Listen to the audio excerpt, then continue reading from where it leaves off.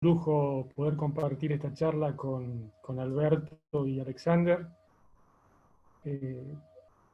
Quiero brevemente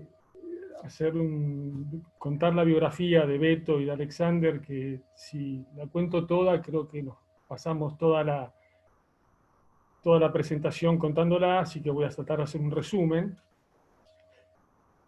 Beto, a quien conozco de hace varios años, estudió física en la Universidad de Buenos Aires, después cursó un doctorado de física o ciencias físicas en la Universidad de Nueva York. Después se dedicó, me parece que ahí abandonó un poco la física, a emprendimientos tecnológicos, de telecomunicaciones y proyectos de este tipo por Latinoamérica, básicamente desarrollo de Internet en toda la región.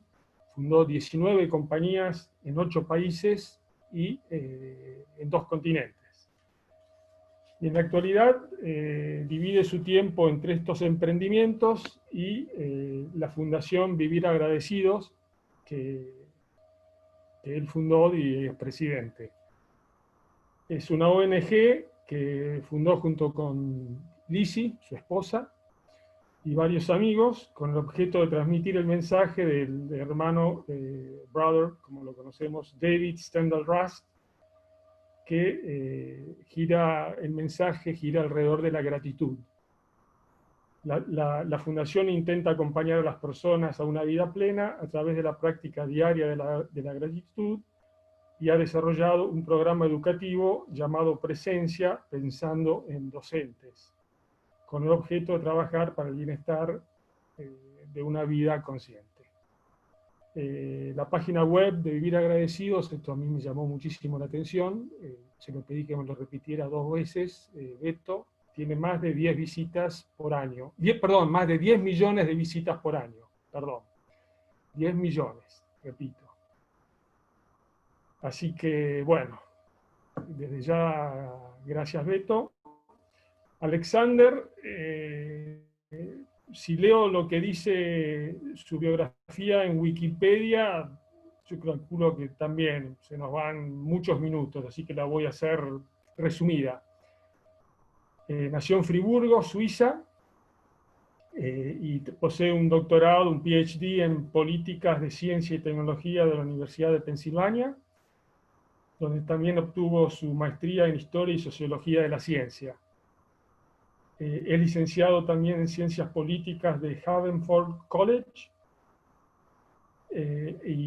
Alexander es presidente del Consejo del Centro Bertalanffy para el estudio de las ciencias de sistemas. Director de investigación del Instituto Laszlo de Investigación Nuevo Paradigma y colaborador global de Global Education Futures. Fue también presidente y jefe del Consejo de Presidentes de la Sociedad Internacional de Ciencias de Sistemas. Es presidente honorario de la Academia, de Asesores de la Academia Mundial de las Ciencias de la Complejidad, vicepresidente para la Educación de la Junta Directiva de la Unity Foundation, etcétera, etcétera.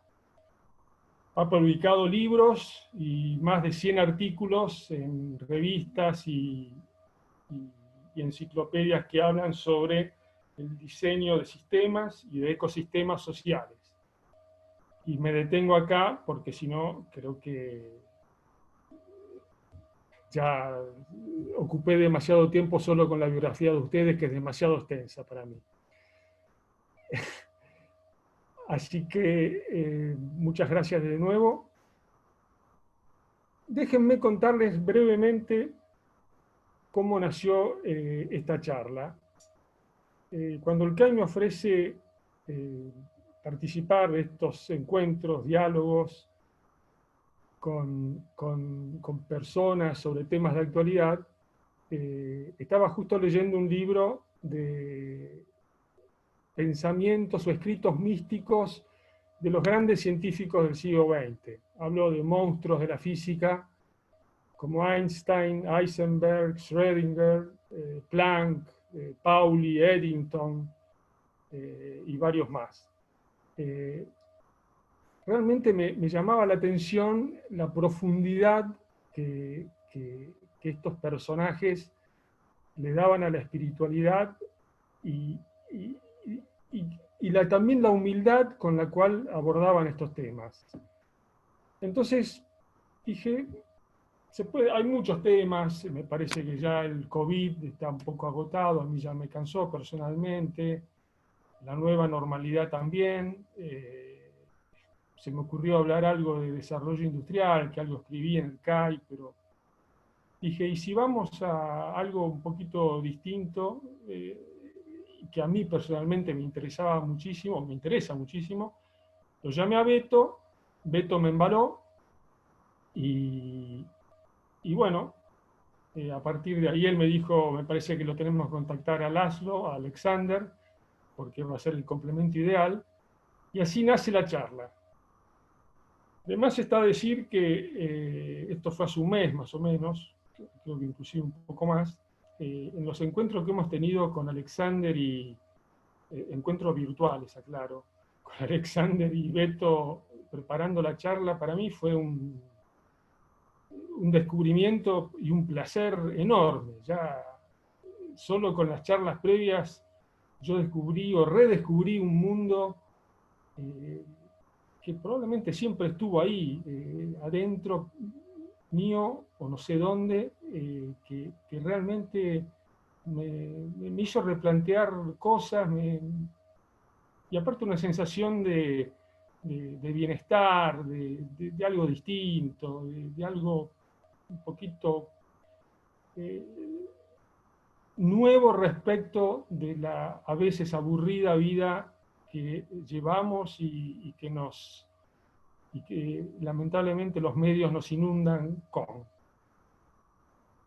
Así que para mí, independientemente de esto, que para mí es un placer compartirlo con ustedes, el solo haber podido tener estos encuentros con Beto y Alexander ha sido un placer y estoy agradecido. Dicho esto, y antes de pasarle la palabra a Beto, me acuerdo que la primera cosa como ingeniero que le pregunté a Beto el primer día que hablamos fue, Beto, ¿qué te parece entonces el título Ciencia y Espiritualidad? Sí, está bárbaro, muy bien. Después le agregamos lo de dominios complementarios, pero ahí le digo, pero Beto, ¿qué es espiritualidad? Y me dio una definición que francamente de memoria no la recuerdo. Pero muchas noches me iba a dormir pensando qué es la espiritualidad para mí, qué definición podía yo dar de la espiritualidad. Y escribía algo y no me gustaba, no me terminaba de cerrar. Y probablemente la definición de espiritualidad que se me ocurre es que la espiritualidad es algo que yo sé positivamente que existe en algún lugar de mí, que es trascendente, que es algo importante, pero que decididamente no puedo expresar con palabras. Acá estoy un poco contradiciendo a Wittgenstein, el famoso filósofo del siglo XX, que, entre paréntesis, estudió para ingeniero y Bertrand Russell lo convenció de que siga filosofía. Wittgenstein decía, el límite de mi mundo es el límite de mi lenguaje. Bueno, esta frase en mí en este caso no aplica, porque realmente a mí me cuesta, no he conseguido poder expresar claramente con palabras la espiritualidad, pero por otro lado yo sé que esa limitación no es mi límite para conocer la espiritualidad, que trasciende las palabras.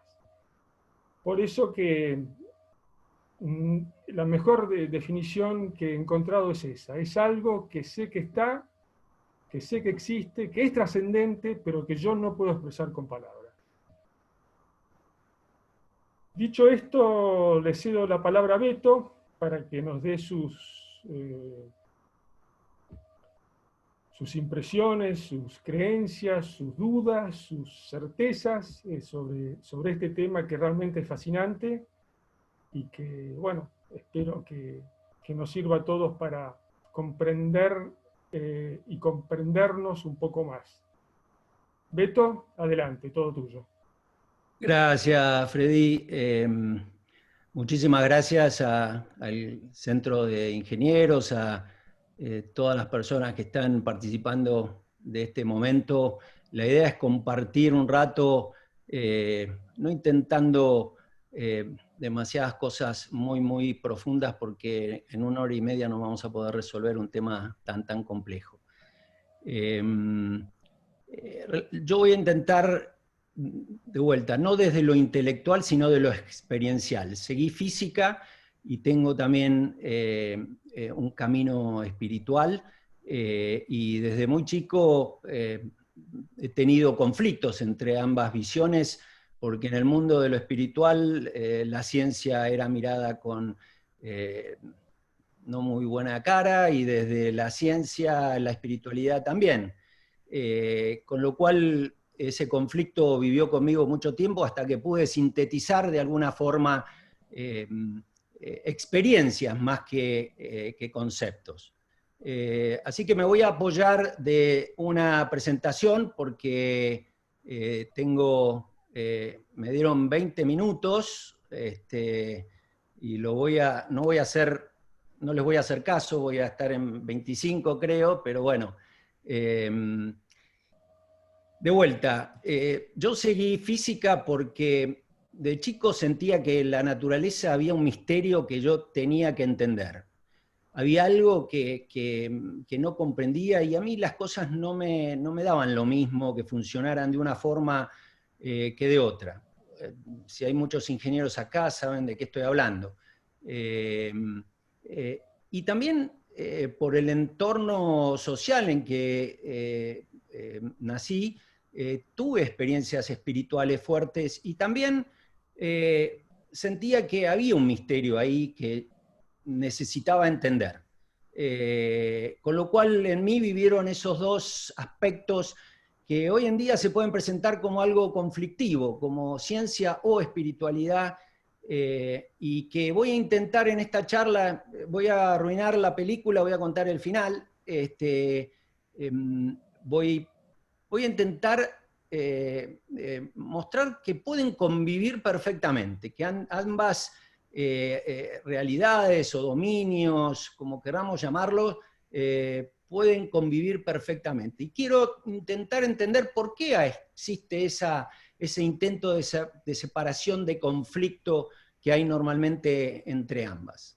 Entonces, de vuelta, ciencia y espiritualidad son palabras, son símbolos, son representaciones que el ser humano utiliza para apuntar hacia realidades muchísimo más complejas y mucho más difíciles de decir. Alfredo decía que la espiritualidad casualmente es eso, que no lo puede describir, porque tal vez lo tengamos que experimentar. Entonces, veamos qué pasa con la... A ver qué pasa que no... ahí está. Palabras semejantes que también apuntan a realidades parecidas, finito e infinito. Lo finito es estudiado por la ciencia, midiéndolo, lo infinito más por la espiritualidad, el tiempo, la eternidad, lo inmanente, lo trascendente. Son todos términos de vuelta que apuntan a realidades. Entonces la pregunta es, ¿son dominios o realidades distintas que nuestra mente necesita separar para poder entender, o hay algo realmente intrínseco en estas realidades que lo separan, que lo dividen y que hacen que sean incompatibles ambas? Y entonces tenemos que hablar del tema del dualismo. El dualismo nace en el ser humano cuando inventa el lenguaje para poder representar los objetos y las experiencias de la vida, y desde entonces, cuando tenemos que decir bueno, malo, lindo, feo, es tan personal, tan relativo, que se generan fronteras entre las palabras y entre los conceptos. De un lado queda uno y del otro lado queda otro. De un lado queda lo gordo, del otro lo flaco, y obviamente toda frontera produce conflicto. Sabemos que produce brechas y grietas, ¿sí? Entonces, de vuelta, voy a intentar desmilitarizar esa frontera entre ciencia y espiritualidad, evitar que se confronten y que puedan convivir ambas, y que se puedan desarrollar en paz, tranquilamente, cada uno haciendo lo que tiene que hacer. Entonces, de vuelta, el dualismo intenta muchas veces separar, genera grieta, genera conflicto. Cuando una postura un poco más desarrollada, más abierta, podría ser, sí, tenemos que diferenciar, no lo mismo ciencia que espiritualidad, pero a la vez tenemos que integrar, porque deben ser juntos, debemos experimentarlas en conjunto, ¿sí? Aceptando las diferencias. Entonces, muchas veces la frontera puede ser un lugar de conflicto, pero también puede ser un lugar placentero. Por ejemplo, la playa es la división, la separación entre la tierra y el mar, y nosotros podemos disfrutar una playa. Es una analogía para mostrar de que no siempre los bordes tienen que ser conflictivos.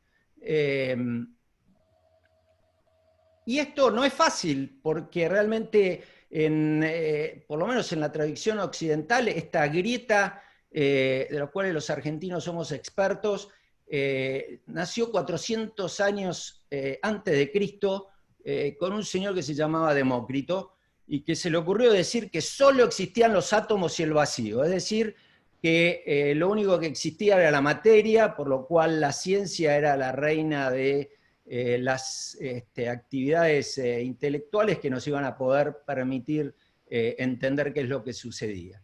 Pero pronto llegó alguien que le pinchó el globo, digamos, y llegó Platón, y el gran rey de la grieta, porque lo primero que dijo es: tenemos que quemar todos los libros de Demócrito.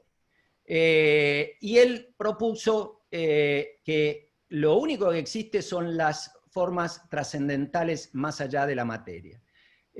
Con lo cual está clarísimo que en 1 hora y media no vamos a poder resolver ningún problema, no vamos a entender mucho, pero sí podemos tener un gusto, un sabor de qué sucede con estos dos aspectos, con estas dos realidades, con estas dos palabras que usamos normalmente. Para eso voy a comenzar hablando sobre mi definición de ciencia, que es la muy tradicional. Todos esto ya lo conocen, es la forma de obtener conocimiento nuevos en general a través de la verificación de hipótesis en contraste con la experiencia. Y algo fundamental es que si esta verificación de las hipótesis no se pueden reproducir, dichos experimentos no son considerados veraces. Con lo cual la repetición y verificación por colegas es fundamental en el método de la ciencia.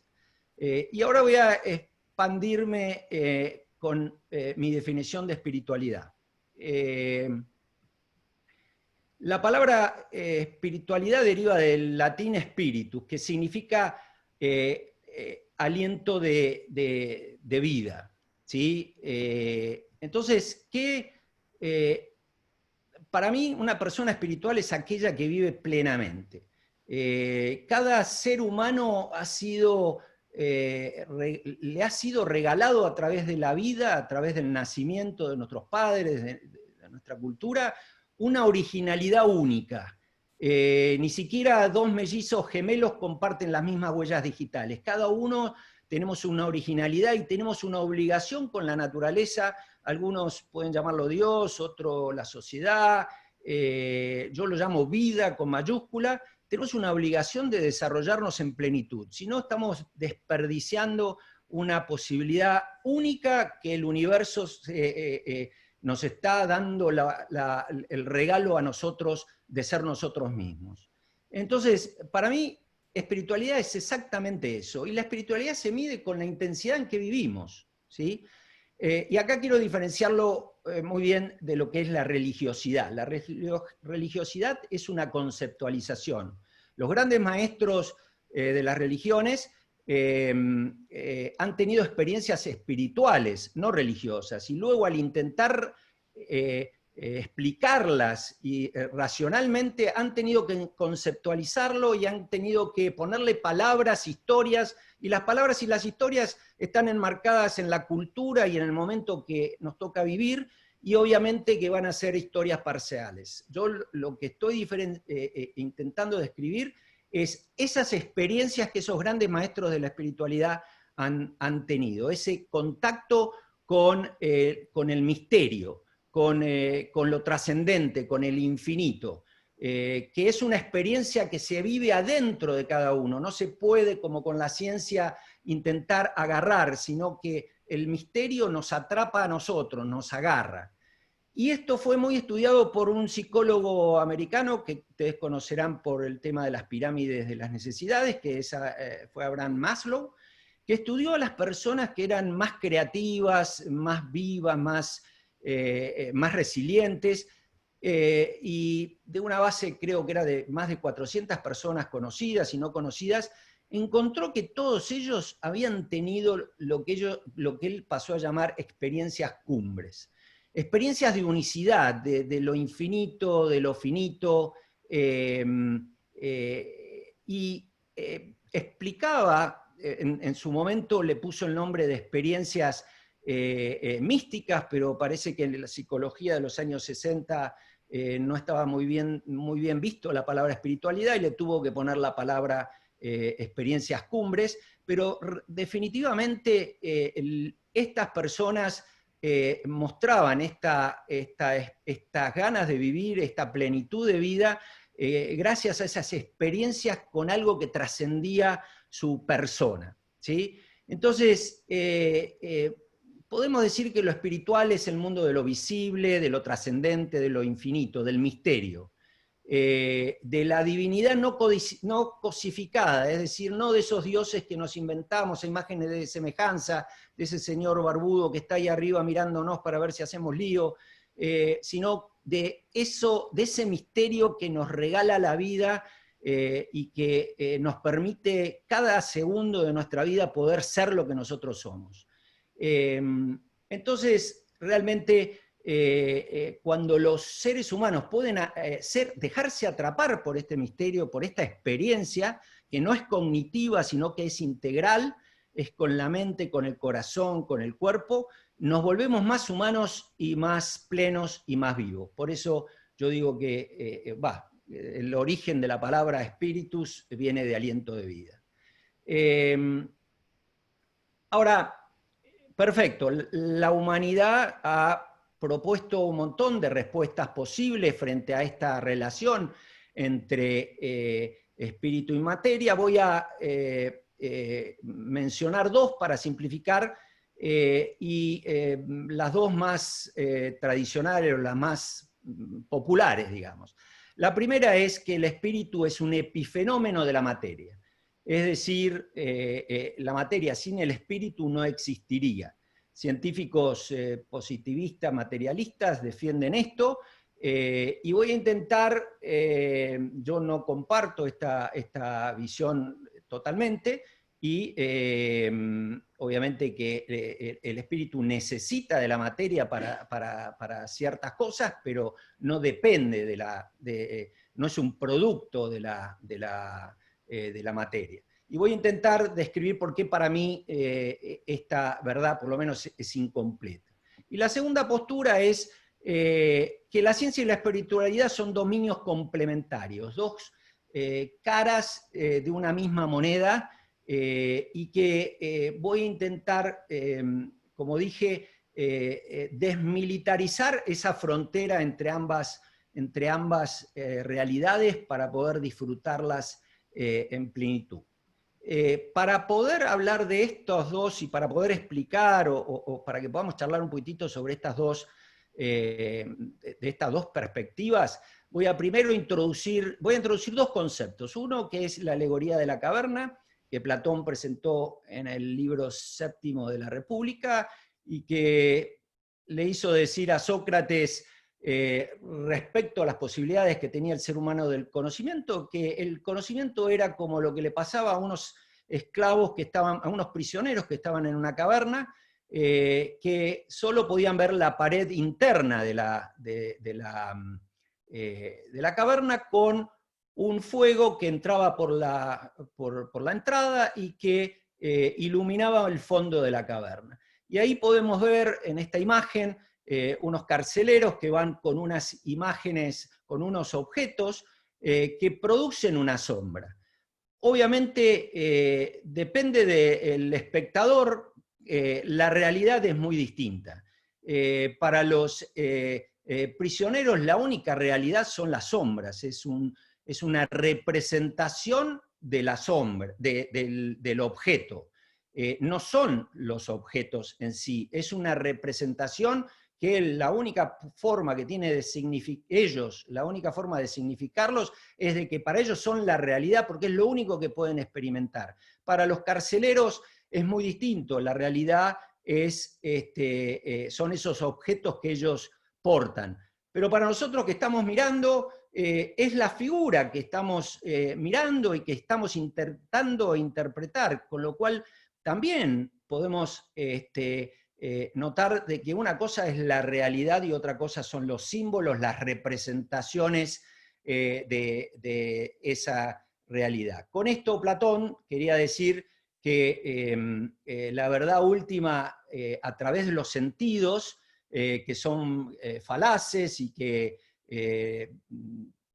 muchas veces nos fallan, posiblemente no podamos acceder a esa verdad única.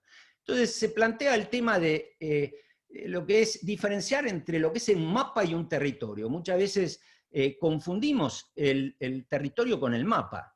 Estamos tan acostumbrados a usar el Google Maps o el celular que pensamos que lo que pasa en la vida solo, si no pasa en el celular, no está sucediendo. Entonces, digamos, es fundamental que podamos diferenciar lo que es un mapa de un territorio para poder tener una percepción mejor de esta realidad.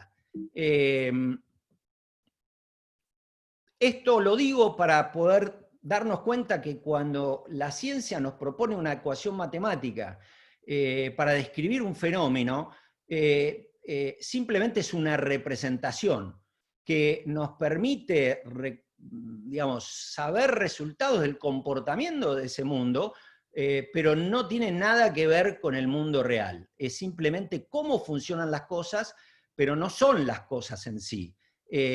Lo podemos ver perfectamente. Una cosa son los planetas girando en órbitas alrededor del Sol, y otra muy distinta es la elipse, la ecuación matemática que describe este fenómeno, ¿sí? Entonces, es importante que nos demos cuenta que el acceso que tenemos a la realidad a través de las ciencias es siempre a través de un vehículo, a través de un representante. Nunca estamos accediendo con la ciencia en forma directa porque estamos accediendo desde afuera. Y ahora les quiero compartir otro concepto que digamos, cuando yo a los 16 años leí el libro de George Gamow, de 30 años que conmovieron a la física y que hicieron que yo siguiera la carrera de física, leí sobre este experimento de la doble ranura, el comportamiento dual onda-partícula, y realmente me di cuenta que yo necesitaba entender más, que había un misterio ahí en la materia que se necesitaba realmente trabajar para poder entenderlo y para poder encontrarle sentido. De igual forma que esas experiencias de unicidad que podemos tener frente a un atardecer, frente a escuchar la Quinta Sinfonía de Beethoven, también tienen una motivación que necesito entender y por eso también mi interés por la mística. Entonces quiero que vean un video cortito de 3 minutos y medio sobre el experimento de la ranura. Van a ver al el profesor Quantum, que les va a contar cómo es que las partículas de electrones muchas veces a veces se comportan como ondas y a veces se comportan como partículas. Seguimos después de estar un rato con el doctor Q. Primero, tenemos que ver cómo actúan las partículas o las bolitas de masa. Si disparamos al azar un objeto pequeño, canicas, por ejemplo, hacia la pantalla, vemos reflejado un patrón en la pared de detrás en la que han rebotado tras pasar por la ranura. Y ahora, si añadimos una segunda ranura, lo lógico es esperar ver una segunda franja en la pared de detrás. Ahora, probemos con ondas. Las ondas alcanzan la ranura, se propagan y llegan a la pared de detrás, donde tienen mayor intensidad justo enfrente de la ranura. La franja de resplandor demuestra precisamente esa mayor intensidad. Es un efecto similar al de la franja que dibujan las canicas. Pero cuando añadimos la segunda ranura, ocurre algo distinto. Si la parte superior de una onda choca con la inferior de otra, se eliminan entre ellas. De esta forma, en la pared obtenemos un patrón de interferencias. Donde chocan las dos partes superiores hay más intensidad, las líneas resplandecientes, y donde se eliminan no hay nada.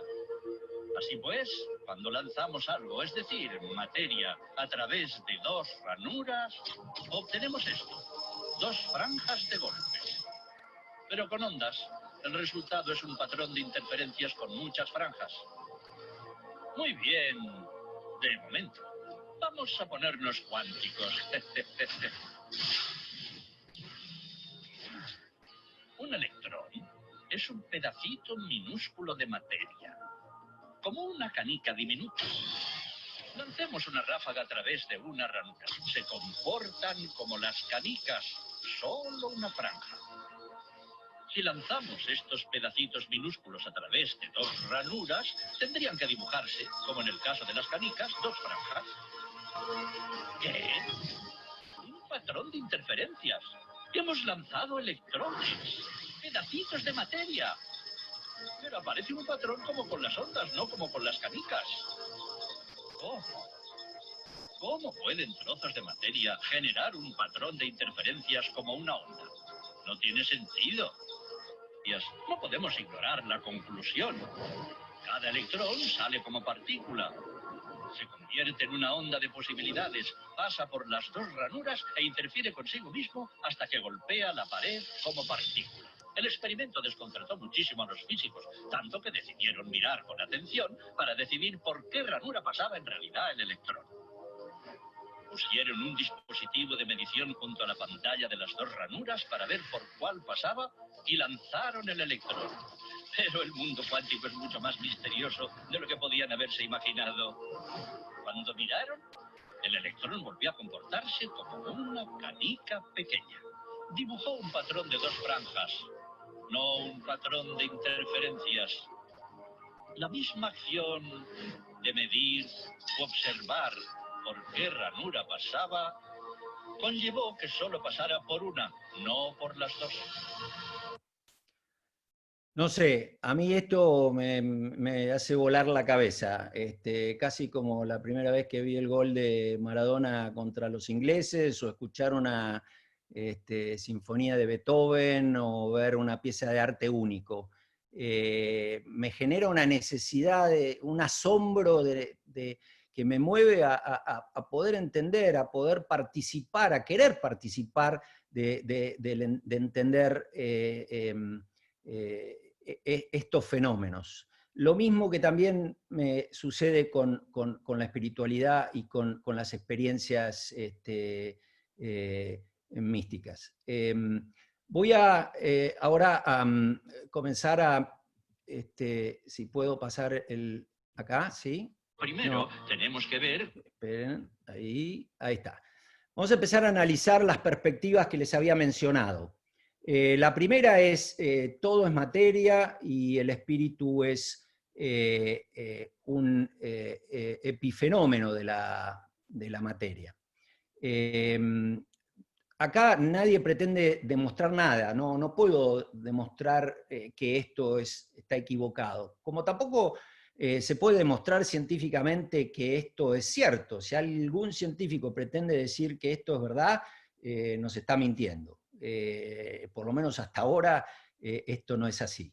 Pero lo que sí pretendo es entender por qué muchos científicos apuestan por esta postura. ¿Sí? Porque la realidad es esa, la mayoría de los científicos, o muchos científicos, hoy en día creen en esta perspectiva sobre este tema.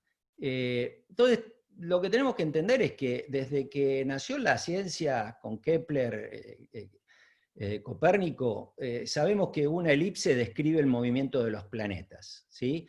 Entonces, ¿qué pasa cuando venimos de un mundo donde la naturaleza nos castigaba, nos moríamos a los 30 años, había hambrunas, y de repente aparece una actividad del conocimiento humano que es la ciencia, que empieza a predecir el comportamiento de las cosas en forma tan exacta? Y nuestra mente, nuestras creencias comienzan a confundirse y a pensar de que esas fórmulas y esas matemáticas son la realidad misma. El mapa es el territorio. Entonces, tiene algo de sentido lo que tiene un montón de sentido, pero es muy lógico que haya mucha gente con esta perspectiva. El determinismo, el positivismo materialista invadió el espíritu humano y simplemente porque realmente la ciencia nos hizo exitosos como especie. A partir de la ciencia pudimos empezar a controlar la naturaleza, pudimos comenzar a vivir mejor, y está claro que los seres humanos nos guiamos por nuestro bienestar, y este era un dato muy fuerte de la realidad que hacía idolatrar a una ciencia que tuvo que luchar también contra visiones equivocadas de la espiritualidad de la época, que la negaba equivocadamente, ¿sí? Pero de a poco fuimos perdiendo esa posibilidad de conectarnos con la realidad desde adentro, porque empezamos a medir, todo es medida y todo es... Y es verdad, el método científico requiere de medición, porque sobre todo las ciencias físicas tienen extensión en espacio y en tiempo. Entonces, para poder describir tenemos que medir. Ahora, hay realidades que no tienen extensiones, con lo cual no podemos medir. El espíritu, lo trascendente, el infinito, no tiene medida, con lo cual la ciencia, por lo menos en su aspecto de la medición, es totalmente irrelevante. El otro tema es ese alejamiento que fuimos teniendo de a poco con la naturaleza, con la vida misma. La vida en las ciudades nos fue alejando y fue ayudando a esta disociación entre mapa y territorio, entre realidad externa y experiencia interna. Sir Arthur Eddington, que fue el que validó la teoría de relatividad de Einstein, dijo que hemos descubierto que los métodos de las ciencias no nos llevan a encontrarnos con la realidad concreta, sino con un mundo de sombras y símbolos, la caverna de Platón. Con la sensación de que debe haber algo más detrás, volvemos de nuevo a la conciencia humana como punto de partida.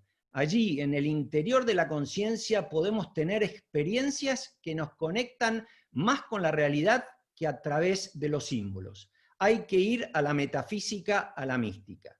Ustedes saben que muchísimos de los físicos que crearon la física moderna a principios del siglo pasado eran místicos y espiritualistas, y no por la ciencia en sí, sino por darse cuenta, por ese amor de lo desconocido, de lo infinito, del misterio, que sabían que la ciencia no los iba a dar respuesta total a esa realidad.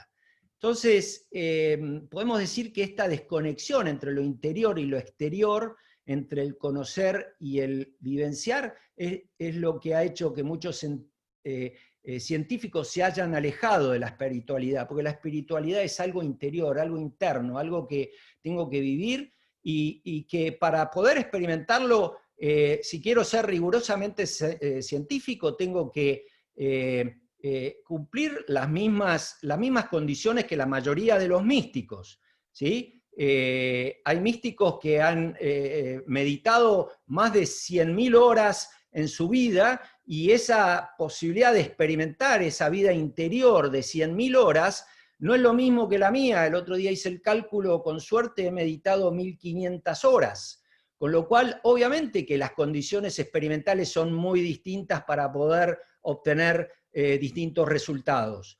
Con lo cual es muy probable que muchos científicos que digan que lo espiritual no existe es porque no pueden tener experiencia, como hay la experiencia mística.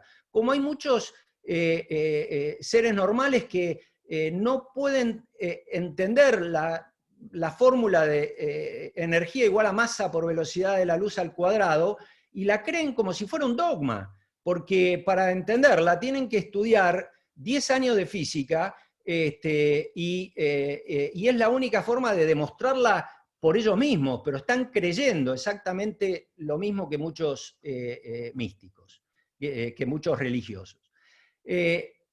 ¿Por qué me siento más inclinado a la perspectiva 2? ¿Sí? Para mí son dos realidades complementarias. Necesitamos de las dos sí o sí. Son dos caras de una misma moneda. Las ciencias me conectan con lo visible, me ayudan a entender la materia, y la mística me ayuda a conocer, o la espiritualidad me ayuda a conocer lo invisible, experimentar el espíritu. Planck decía que no puede haber conflicto entre ciencia y espiritualidad,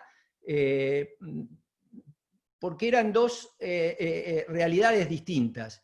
De igual forma que no puede haber conflicto entre la botánica y la música. Ambas tienen objetos científicos distintos, ¿sí? Mi experiencia es que para acceder al dominio del espíritu, más que las ciencias, yo me apoyo de la poesía, de la música, del arte, de la contemplación, del trabajo personal interior, del estar conectados con la naturaleza. La ciencia me ayuda simplemente a entender las maravillas de este otro aspecto de la realidad que es el material, pero jamás me va a permitir, en mi caso, poder llegar a acceder al otro lado. Esta perspectiva a mí además me cierra porque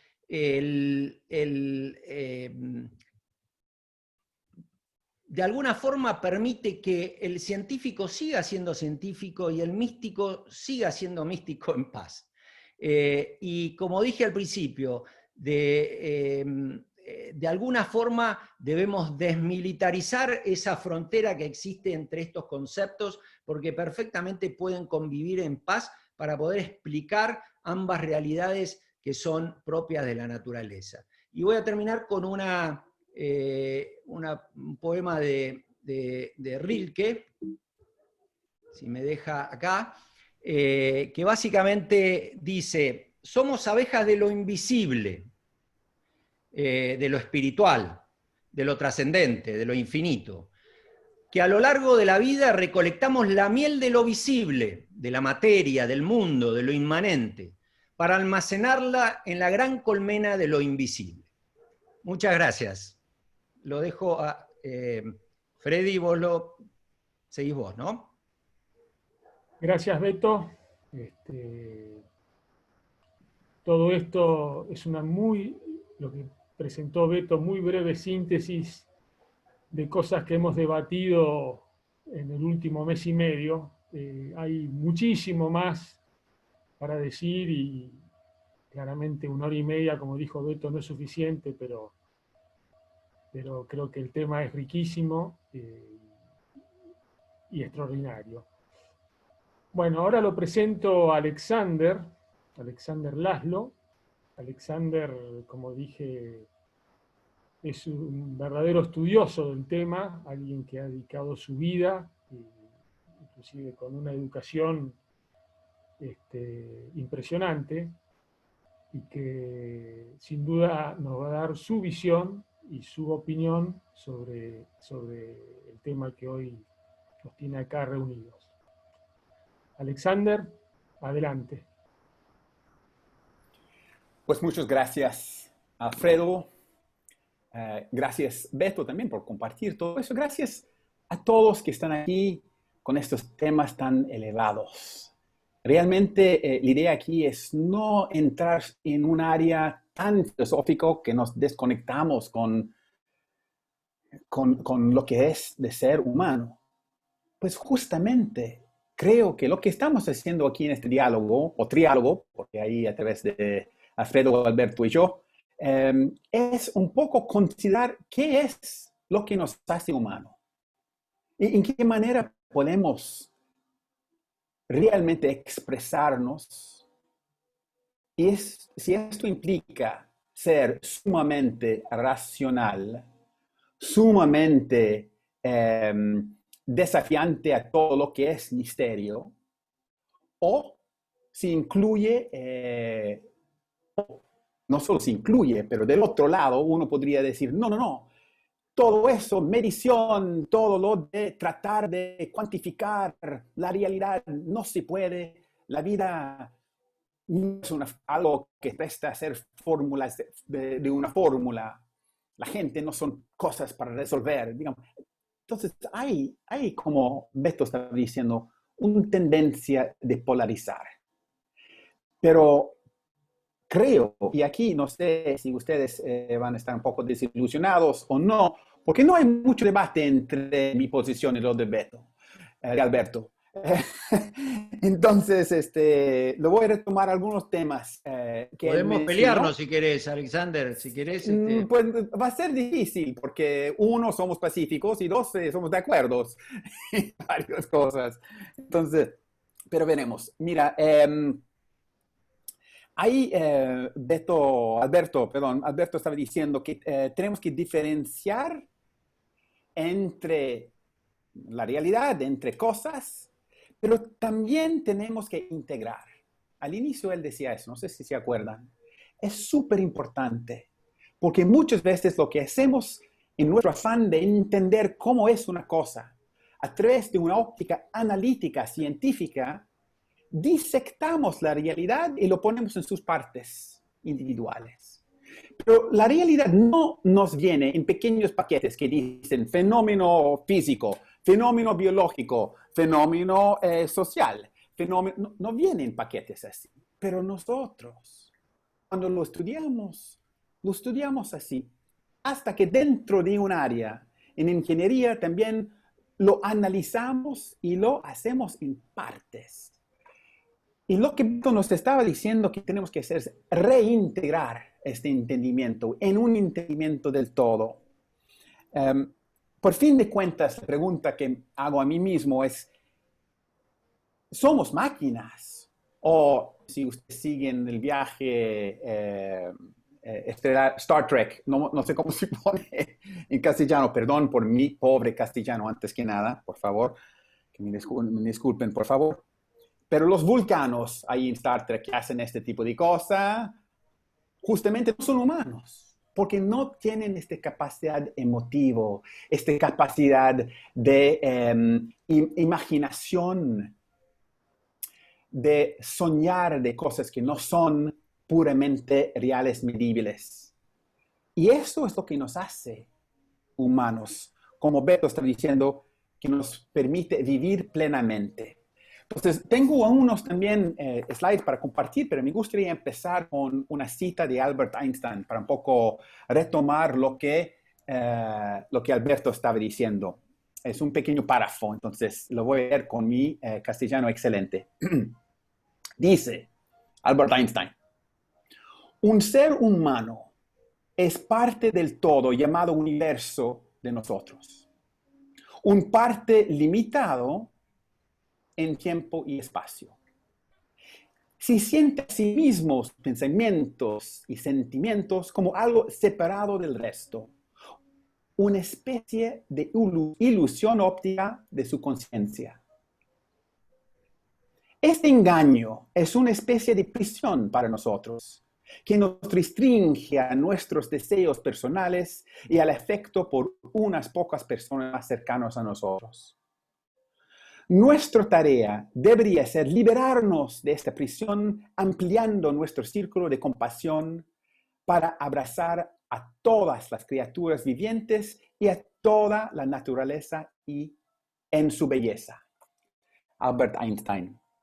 Entonces, ahí entramos un poco en esto que Alberto estaba llamando misterio. Entonces, voy a compartir unos slides con ustedes para entrar en eso de los modelos que tenemos de nuestros pensamientos, como un aspecto de lo que nos está saliendo ahora hoy en día para entender qué es la conciencia, de dónde deriva y cómo funciona este juego entre conciencia y materia. ¿Sí? Entonces, aquí voy a compartir mis slides. Allá. Entonces, el título aquí es Modelos de mente.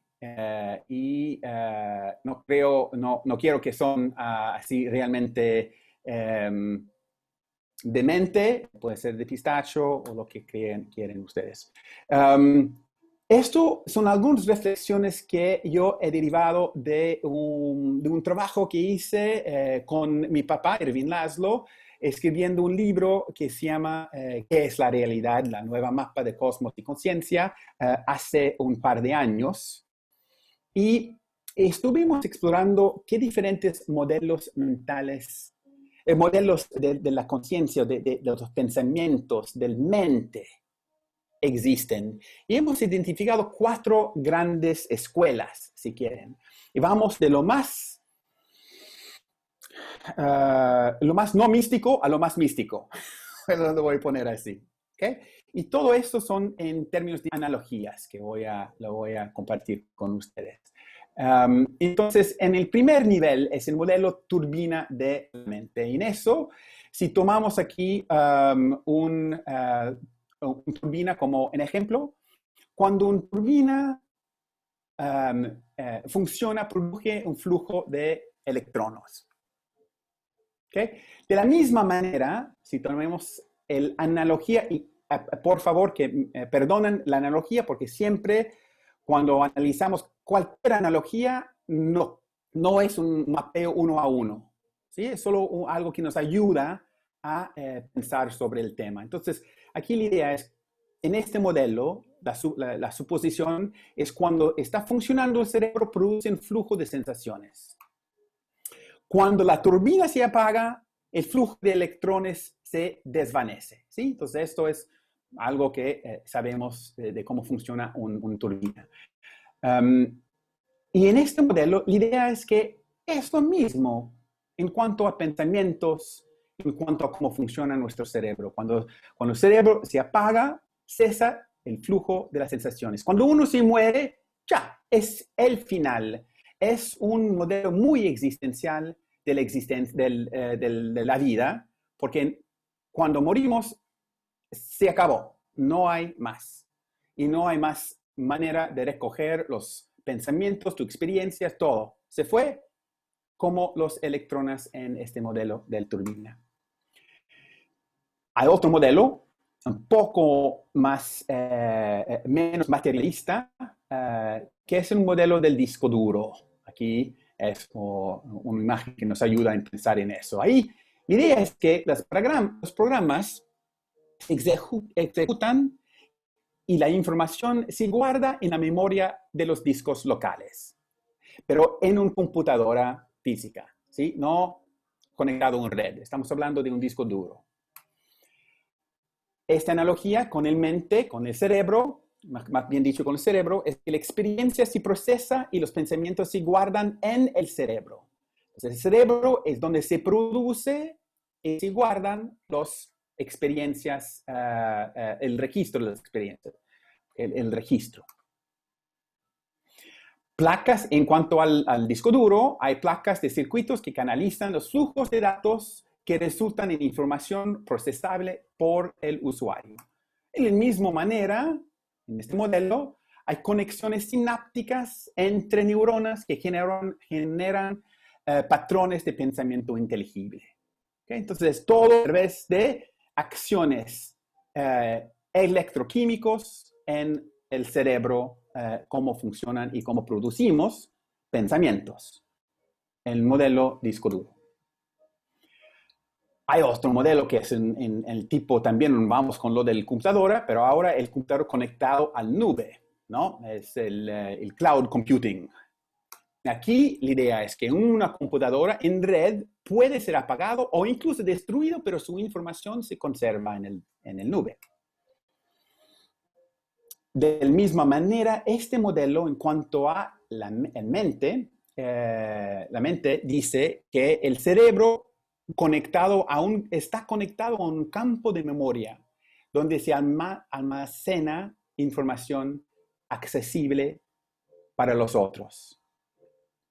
Y eso es interesante, no solo para el individuo, pero para los otros uno se puede acceder a eso, este campo. Hay varios físicos, incluso, pero son controversiales para lo que es el mainstream, tipo Rupert Sheldrake, hay David Bohm, hay Karl Pribram, hay varios que hablan de esta posibilidad de poder acceder a un campo de información, un campo de conciencia en su última instancia. A ver, en la nube de datos se puede identificar la información de una computadora específica, ¿sí? Esto por su IP y esto es la computadora particular, pero se puede entender de dónde proviene su información. Y la información de un individuo específico se puede rastrear en el campo de la memoria. Pero la idea aquí con este modelo es que es estático. No hay una existencia independiente de esta conciencia que no fue producido por la computadora o en este caso el cerebro al cual provenía. Vamos al cuarto modelo. Es un modelo más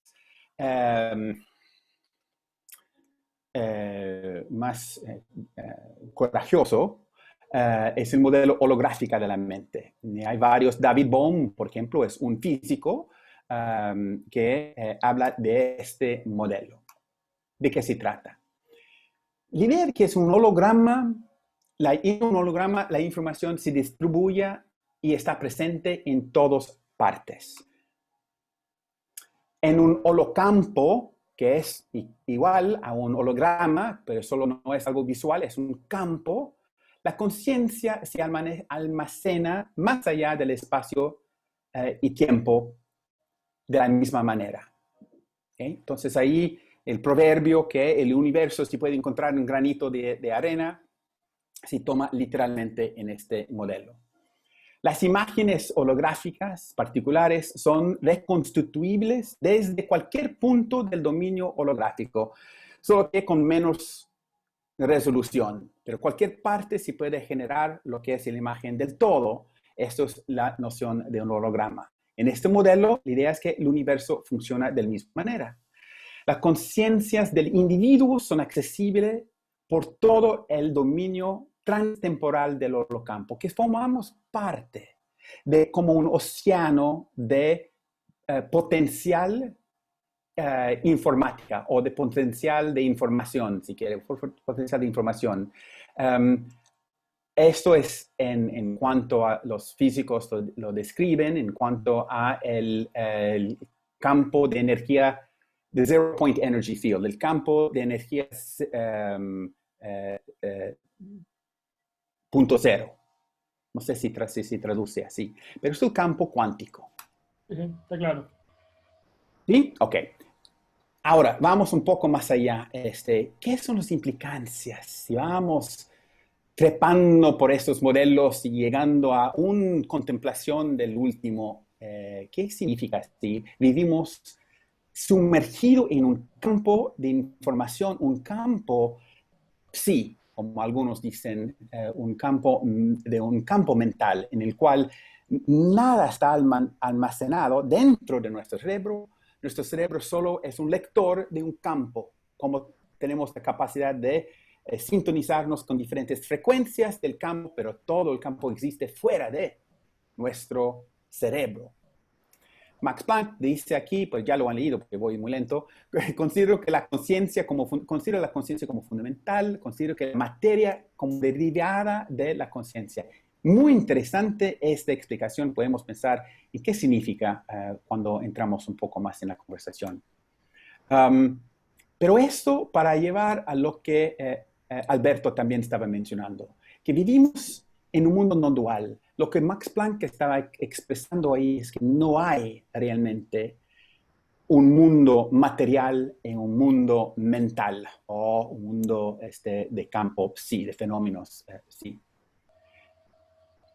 Son todas expresiones de un mundo cuántico que al su medición más chiquita, el tamaño Planck, son expresiones de vibración. Entonces, todas las cosas, desde la materia y la energía hasta la mente, surgen de una misma fuente. Es una posibilidad. Esto es lo que se está explorando con esta nueva perspectiva. La fuente está compuesta por la vibración. No vibración de cosas, la vibración en sí misma, que implica otro paradigma, porque siempre nosotros en un paradigma materialista hay que tener una cosa material que está vibrando, mientras que en este paradigma la materia emerge de paquetes de vibración coherentes entre sí. La unidad, ahí va, la unidad de vibración más corta es la longitud Planck, más pequeña que eso, se encuentra la granularidad, se dice, del universo, pero no tenemos cosas medibles con sentido. Todas las cosas están compuestas por varias conformaciones de paquetes de vibración. La coherencia entre estos paquetes de vibración, la amplitud y la frecuencia determinan si son cosas más de fenómenos no físicas como emociones, pensamientos que tienen su realidad, pero no tienen su materialidad. O si son cosas que parecen concretos, pero ahora en la física cuántica se está observando que hay más que otro, un plenum, no un vacuum, pero un plenum de energía y de vibración. La aparición de dominios de coherencia en el agua fue estudiado para entender este fenómeno de coherencia, porque la coherencia entre partículas, en este caso partículas que son conformados por paquetes de vibración, crea lo que podemos ver como los diferentes fenómenos que vemos en el mundo, los diferentes aspectos del universo material y energético que observamos y medimos a través de la ciencia. Entonces, regiones de agua donde las moléculas actúan en fase generan diferentes patrones que conservan información de maneras particulares. Entonces, eso de la coherencia es un concepto muy importante aquí. ¿Qué son las implicancias aquí? Las implicancias que me gustaría compartir con ustedes, así para un poco redondear lo que quiero compartir, es si yo quiero, a ver, hoy de hecho creo que este es el último, sí, entonces aquí puedo salir, regresamos aquí a la pantalla. Acá, si yo quiero compartir con ustedes el reto en el cual me encuentro para entender qué es de ser un ser humano, como Alberto estaba diciendo, en su expresión pleno. Entonces ahí, cuando yo encuentro algunas cosas como eso que Alberto mencionó las experiencias cumbres, otros momentos de sincronicidades. Si soy un físico reduccionista, tengo que decir que estos son casualidades, que no tienen significado, que son cosas que sí son sincronicidades, pero es al azar. De hecho, que la vida es un producto de dinámicas aleatorias. Y realmente ahí es donde nos encontramos en un dilema, porque hay tantos de esas experiencias cumbres, de esas sincronicidades diariamente. Yo tuve algunos hoy, en el cual justamente alguien estaba hablando y yo estaba pensando en las cosas del cual estaba hablando antes que decía su mensaje. Interesante este tipo de sintonía, del hecho que estábamos sintonizándonos. ¿Qué está pasando ahí? Entonces, para decir que, bueno, no lo entendemos, un día lo vamos a entender, puede ser. Había una pregunta ahí también de F. Rivolta, creo, que estaba preguntando sobre este tipo de cosas. ¿Cómo podemos en un futuro posiblemente resolver todas las cosas que por el momento son misterios? Como Alberto está diciendo, hay aspectos de nuestra existencia que son el dominio del misterio y creo que van a siempre estar así. El infinito no es algo que podemos tener dentro de nuestra cabeza. Lo ponemos un nombre, muchas veces el nombre que ponemos es Dios. Pero realmente para entenderlo, para llegar a entender qué es, y realmente es necesario. Les dejo con esta pregunta aquí sobre la necesidad de medir las cosas, porque Alberto estaba mencionando que la prueba de existencia por muchos científicos es que es medible. Si no lo puedes medir, no lo puedes administrar. Muchas veces esto también es un dicho ahí en el campo de administración. Si no es medible, no existe.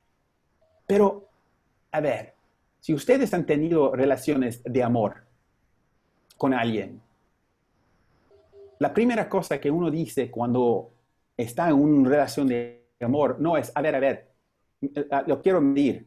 ¿Cuánto me amas? Yo te amo desde la Tierra hasta la Luna y de regreso. Bueno, eso es pero esto se va a agotar después de un cierto tiempo porque, mira, es muy finito. No, yo te quiero, te amo infinito. A ver, no, infinito, esto no lo puedo entender, déjame medirlo bien. Ok, vamos a ponerlo en sus partes, vamos a analizar tu amor. ¿En qué consiste? Mira, si andas por este camino, vas a matar el amor. Y sabemos eso. Para ser un ser humano completo, como Alberto estaba diciendo, para vivir plenamente, implica tener estas dos caras, no solo ser el vulcano ¿dónde estaba ahí? De Star Trek, sí, de viaje a las estrellas, no solo ser un vulcano, pero, o una máquina, pero admitir estos aspectos que nos hace humano también y celebrar los aspectos en el cual podemos no juzgar a los otros, pero apreciar. La diferencia entre el mapa territorio que Alberto estaba mencionando, con la mapa podemos generar ecuaciones para, justamente como él decía, podemos poner métricas, ecuaciones, podemos diferenciar y evaluar su valor calorífica, todo, de una cosa. Pero el territorio, tenemos que inmersernos con eso, tenemos que estar ahí, tenemos que apreciar. Entonces, el aspecto de apreciación y a través de una relación de corazón, una relación no solo del mente, es donde nos acercamos a lo sagrado. Si lo definimos solo como una mapa, quitamos el aspecto sagrado.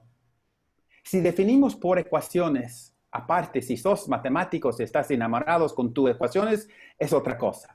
Pero la idea es que las ecuaciones no nos llevan a una relación sagrado. Eso es sumamente personal y humano. Entonces, ahí es donde coincido con Alberto que la ciencia y la espiritualidad son compatibles y son complementarios y nos ayudan a ser un ser completo para tener los aspectos, como Planck estaba diciendo, la botánica y la música, para no tener que ser solo enfocado en la botánica o solo en la música. Fíjense, tener una expresión que tiene los dos aspectos. Y eso es lo que hace al ser humano particularmente vivo. Voy a compartir una última cosa aquí y no más. Y con eso cierro. Gracias por su paciencia, ¿no? Pero aquí quiero compartir el proceso en el cual estamos en este momento evolucionándonos y evolucionando a través de nuestra conciencia. Y eso es lo que creo cuando hablamos de los modelos del mente, ¿dónde estamos parados? Porque el primer nivel, a nivel individual, pero lo interesante también a nivel colectiva, de nuestra relación con el universo es un nivel de sobrevivencia. Y ahí es donde experimentamos cómo mantenernos en existencia y defendernos a todos costos. Una segunda etapa es cuando entramos en un cierto nivel de control sobre nuestra vida. Podemos ahí tener control sobre los animales o sobre la agricultura. Es un poco más de control, un poco más. Con el tiempo, esto se traduce en una experiencia de relación con el mundo, una experiencia más de paz, no solo de control y de miedo. Y en las etapas posteriores del desarrollo de sabiduría intuitiva, espiritual y sagrado, llegamos a una relación co-creativa y más consciente de las cosas.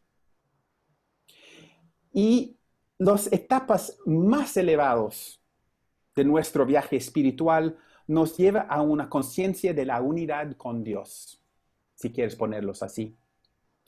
Uno puede ver estas etapas no solo en el individuo, pero sino también en las culturas. Y esto es donde creo que es interesante, porque es un reto en común, no solo un reto individual, pero ambas cosas al mismo tiempo. Las etapas del viaje determinan el tipo de Dios adorado y el tipo de la sociedad creada. Por ejemplo, personas en etapas de sobrevivencia adorarán un Dios distante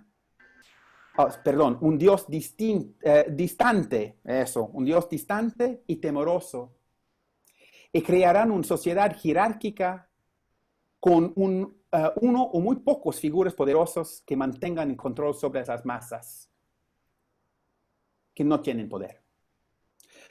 Las etapas representan un viaje espiritual de la forma humana dentro del universo. El viaje de nuestro propio proceso personal, pero también de nuestra forma de participar y contribuir a la obra de la vida, lo que Thomas Berry decía como la gran obra. Esto implica que nosotros somos transformadores mientras que somos los resultados del proceso de transformación. Es una relación sagrada este proceso. Pero si nos vemos de un marco de sobrevivencia que hay que defendernos y vamos a tener una relación con un Dios externo muy temeroso. Si tenemos una relación más armoniosa, que somos co-creadores en este universo, podemos tener un otro tipo de relación espiritual. Entonces, eso para mí es el reto en el cual estamos enfrentados como especie en este momento. ¿Qué manera nos relacionamos personalmente, interpersonalmente y con el más allá, lo trascendente? Espero que podamos ir ahí con conversación explorando estos temas. Pero esos son mis dos centavos, como dicen en inglés, my 2 cents. Gracias.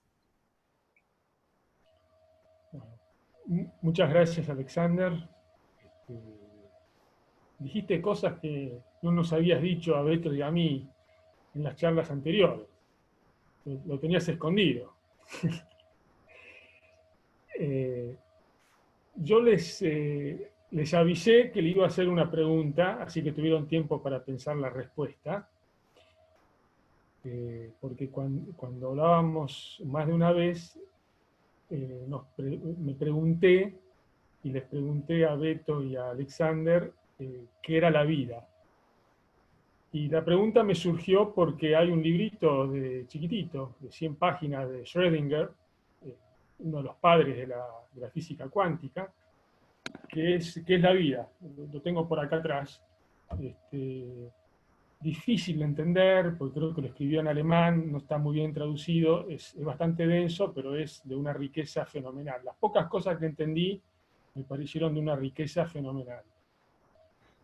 Y entonces lanzo la pregunta y después dejo paso para las otras preguntas, que veo que hay muchísimas. ¿Qué es la vida? Obviamente ustedes van a decir, y contestá vos, yo como ingeniero diría, la vida es un sistema que en principio se organiza de tal manera de violar la segunda ley de la termodinámica, que es una ley sagrada, que el universo tiende a la máxima entropía. Para los no ingenieros, entropía es un sinónimo de desorden. O sea, cuando un vaso se nos cae y se rompe, se desparraman los pedacitos, y por qué cuando se nos caen esos pedacitos no se arma un vaso. Bueno, en realidad la probabilidad de que agarrando esos pedacitos del piso y tirándolos se arme un vaso existe. Es una en un billón de billones, pero seguramente existe. Los procesos del universo tienden a la máxima entropía, tienden al desorden, tienden a que cuando algo se rompe, se desarma. Y hay quien especula que el fin del universo va a ser cuando la entropía sea cero, o sea, cuando todo esté en equilibrio. Ahí se terminó el tiempo existencial, si uno quiere. Por suerte falta bastante. Entonces yo diría, la vida para un ingeniero que estudió termodinámica es un sistema que por alguna razón misteriosa se opone, creo que inclusive alguien inventó, no sé si Schrödinger, el término de entropía negativa, al desorden. Es algo que justamente está armado para ralentar el desorden o ordenar esas moléculas en la vida, en algo que se llama vida. Eso desde el punto de vista termodinámico, y esto diría un ingeniero, la pregunta que no puedo contestar, y esto es evidente, es así, un organismo viviente es algo que se opone a la segunda ley de la termodinámica. Lo que yo no puedo contestar es ¿por qué? ¿Por qué hay algo que es vida, que está en nosotros y que viola el segundo principio de la termodinámica? No tengo ni idea.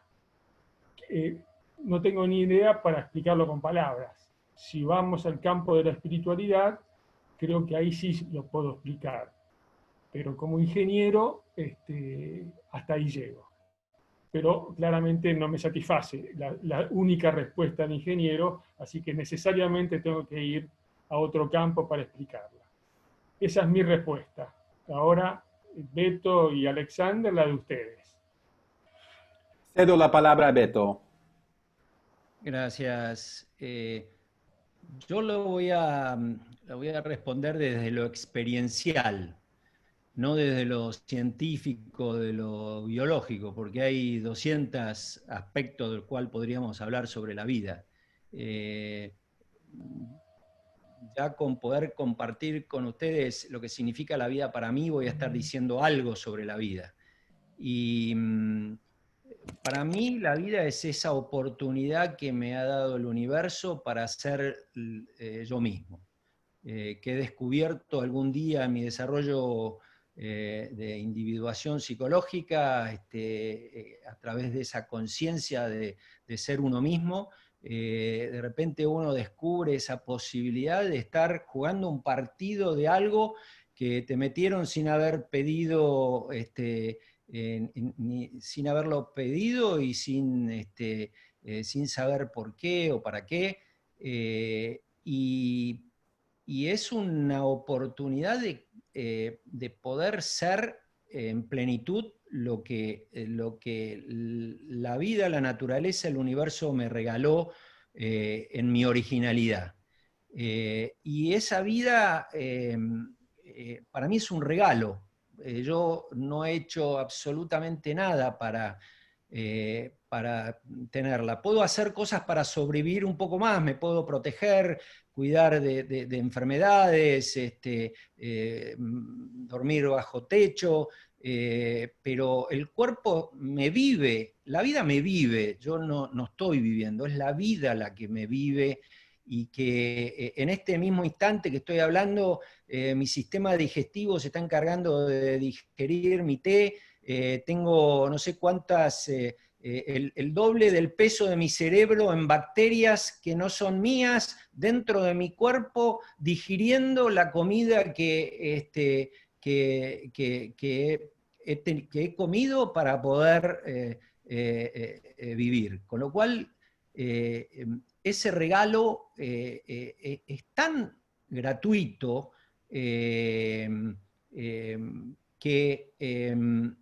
si un día, un segundo, no podemos vivir plenamente, la vida es tan generosa que nos regala otro segundo más para poder seguir viviendo y para poder hacer lo que tenemos que hacer y vivir en plenitud. Con lo cual, ahí entra también la definición del tiempo, ¿no? Que es una secuencia de oportunidades que tenemos en la vida para poder responderle a la vida como se merece, ¿sí? Para poder ser cada uno de nosotros en plenitud. Y no lo respondo desde el punto de vista científico ni nada que ver, lo respondo desde el punto experiencial, desde el punto de vista experiencial de lo que significa para mí, ¿no? Gracias, Beto. Alexander. Gracias. Gracias, perdón, Alfredo. les aclaro Sí. que hay el infinito no existe, pero en mi WhatsApp Verónica me mandó una cantidad de preguntas que se acerca al infinito. No, vamos a ir, porque ahí están las cosas más jugosas, estoy seguro, de la gente que están generando, escuchando, generando, compartiendo, porque entre todos, como dicen un amigo aquí que trabaja con nosotros en Vivir Agradecidos, porque yo trabajo también en Vivir Agradecidos, Christian Plebs dice que nadie es más inteligente que todos juntos. Entonces ahí vamos a ir explorando juntos. Sí, pero solo para un poco responder, para mí es un error tratar de dar una respuesta contundente a la pregunta. Porque eso es justamente lo que es el error de tratar de tener certeza. La vida es eso, te voy a empaquetar y eso es la vida. Mientras que justamente hay varias maneras. Es como tener un diamante con múltiples facetas. Y cuando miras por una faceta, ves un aspecto del diamante. Cuando miras por otra faceta, ves otro aspecto del diamante. Todos son el diamante. Lo bueno es poder aprender a ver de diferentes facetas. Entonces, una respuesta científica de qué es la vida, un biólogo le puede definir en cuanto a capacidad de reproducir. De hecho, Fritjof Capra habla de autoorganizativo, autopoético, como dice Humberto Maturana, que es la capacidad de mantenerse en un ambiente, de autorrepararse y de autotrascenderse. Tres cosas que él define que es una cosa vivo. Automantenerse en su medio ambiente, autorrepararse y autotrascenderse, que implica también producir más de sí y evolucionar. Ok, una manera. Ilya Prigozhin ganó el premio Nobel, tenía lo que se llama el Brusselator, que es todo un modelo para entender procesos muy lejos de termodinámica, química y física, que son justamente las dinámicas que nos llevan más y más lejos de lo que está predecido por la segunda ley de la termodinámica. Entonces, justamente, y tiene todos sus sistemas sintrópicas o negentrópicas, digamos, porque ¿cómo funcionan? Prigogine está justamente en eso. Otra cosa, otra manera de verlo, muy científicos. Hay otros, incluso a mi papá, Erwin Laszlo, que habla de coherencia. La vida es una búsqueda, el universo es un proceso, que somos parte de un proceso de continuo aumento de coherencia, con sus momentos, digamos, no es un monolítico, hay mucho, ¿cómo se llama? Divergencia del camino, pero el promedio es siempre para más coherencia. Coherencia, consonancia y conexión. La vida. Qué interesante. Pero en todos esos, ¿dónde está la belleza? ¿Dónde está el gozo? ¿Dónde está la celebración de la vida? Eso también es la vida. El amor, eso, ¿cómo lo vas a cuantificar? Estas experiencias, y si no lo tienes estas experiencias en tu vida, y dices, sí, yo vivo, a ver, ¿cómo es esta expresión de éxtasis? Entonces ahí la vida realmente es un regalo, y es para nosotros de definirlo. De muchas maneras, científicos. La última cosa aquí, para después ir a las preguntas y los comentarios. Si un científico clásico que trabaja en el laboratorio tiene que definir qué es un flor en un campo, ¿qué hace? Lo corta el flor, lo lleva al laboratorio, lo disecta para entender todas sus partes, mide su valor calorífica en kilojoules, todo eso. Y hasta que lo entiende perfectamente qué especie es eso y cómo funciona el proceso de fotosíntesis, todo. Ok, perfecto. Es un entendimiento de la vida del flor y no es erróneo. Pero si fuiste vos una budista queriendo saber qué es un flor, ¿qué harías?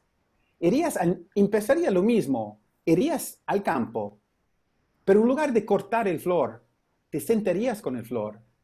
Pasarías días, posiblemente un mes, sentado ahí con el flor, viendo qué son sus amigos y enemigos, porque el flor tiene amigos y enemigos. Si se acerca al calor, se mueve. Con el sol se mueve también. En la noche se duerme, digamos, relativamente. Tiene una vida, flor.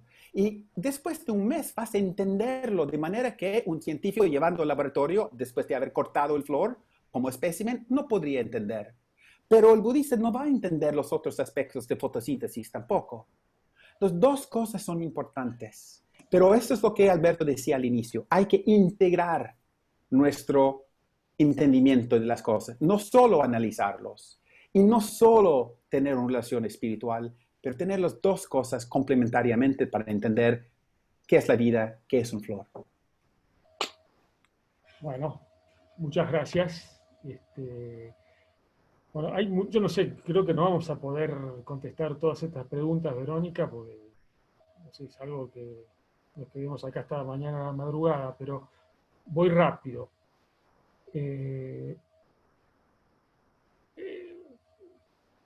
A ver.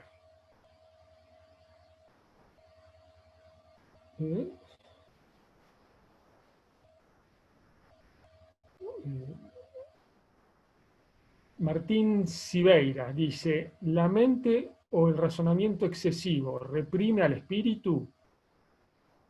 Ya, si me permiten la contesto yo. Yo digo que no, que depende qué quiere decir excesivo. Para mí razonar es una cualidad del ser humano que hay que potenciar. El razonamiento es bueno, es positivo, nos ayuda en la vida. Ahí la palabra clave de tu pregunta es excesivo. Yo diría que todo excesivo es malo. No sé, por ahí el amor excesivo no es malo, no lo sé, pero en general la palabra excesiva ya contesta tu pregunta. Pero para mí razonar y preguntarse cosas aún que rozan lo espiritual racionalmente, no es malo. Para mí es bueno, es positivo. Yo agregaría, me permite, Alfredo, que estoy de acuerdo, pero no, sí, excesivo no, pero exclusivo sí, eso sí. Si es el razonamiento exclusivo al emoción, al intuición, admitir aspectos también que celebra la vida, el misterio, como estaba diciendo Alberto, eso sí puede ser una manera que realmente no ayuda. Cuando es exclusivo, pero excesivo, ¿qué es excesivo? Es uno que está muy metido con su cabeza para entender una cosa, excelente, fantástico, pero no olvides el aspecto humano de intuición y de emoción también. Bueno, pregunta de Heidi Martínez. ¿Cree usted que el alejamiento de la ciencia de la espiritualidad con lo interno nos lleva a la destrucción de la humanidad? Beto, ¿qué opinas? Está claro que esta aproximación del mundo desde lo externo que nos hizo exitosos está generando como que nos pasamos de rosca, ¿no? Todo se resuelve desde lo exterior y hemos perdido ese mundo interior. Y lo que ha sucedido definitivamente es que se ha construido por esta mecánica de constantemente estar resolviendo todo desde afuera, se ha construido una cultura y una sociedad que podemos llamar, tiene características VICA con B corta, volátil, incierto, complejo y ambiguo. Son características de... no me acuerdo quién dio esa definición, Alexander, fue Bauman, sobre la cualidad de lo moderno, el mundo líquido. Pero bueno, obviamente que la realidad actual, con esta complejidad, no puede resolverse de igual forma que veníamos resolviendo los problemas hasta ahora. Con lo cual hay que pensar nuevos modelos, nuevos paradigmas para poder, si solo pensamos en la ciencia como la salvadora, definitivamente creo que todos tenemos esa experiencia de que la respuesta es no.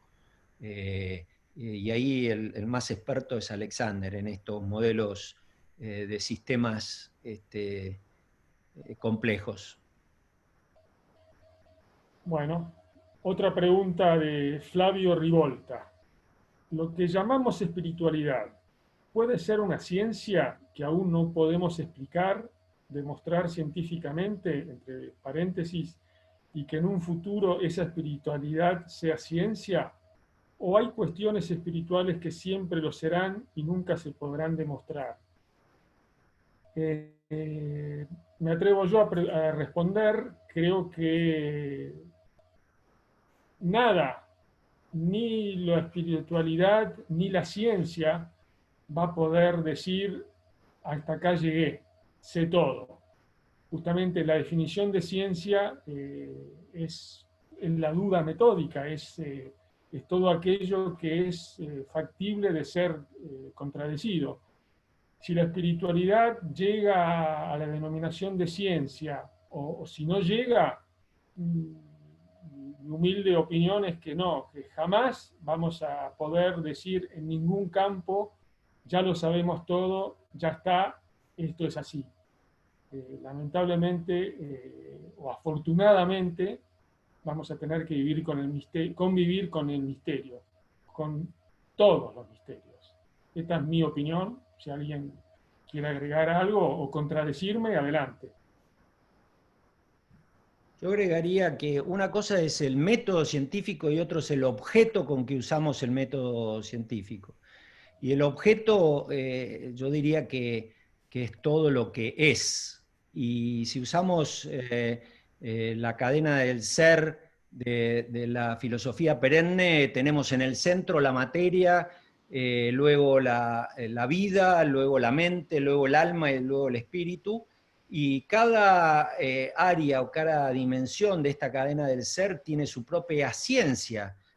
Se le puede aplicar el método científico reconociendo de que son entidades con características distintas, ¿sí? A la materia la vamos a medir porque tiene extensión en tiempo y en espacio, y al espíritu obviamente no lo vamos a poder medir. Y la física y la química tratan de la materia, la biología tratan de la vida, la psicología trata de la mente, de los fenómenos psíquicos y de los comportamientos humanos. Y la teología puede tratar del alma, y la mística puede tratar, pero el método científico es muy amplio. Esto no significa que tengo que meter a un monje en un laboratorio exclusivamente a medirlo, a disectarlo, a un monje budista para poder entender sus experiencias místicas. No, se estudia desde lo fenomenológico, desde un montón de otros aspectos también científicos, de distintas características que las ciencias duras, como es la física o la matemática, ¿no? Está bien. Me gustaría, yo aquí difiero un poco con Alberto y también para hacer un poco más interesante. Bueno, bien, hay que diferir. Ahí, sí, solo que ahí... Yo voy a decir una cosa. A Alexander ver. además es cinturón negro de karate. A ver, Así que sí, no cuidado. difiera mucho con él, porque ahora con pandemia más o menos... Sexto dan, ojo. Estamos en Zoom, vamos muy seguros acá. Ningún problema, ningún problema. Mira, justamente ahí quiero mencionar que el modelo de la ciencia sí misma sí está en evolución.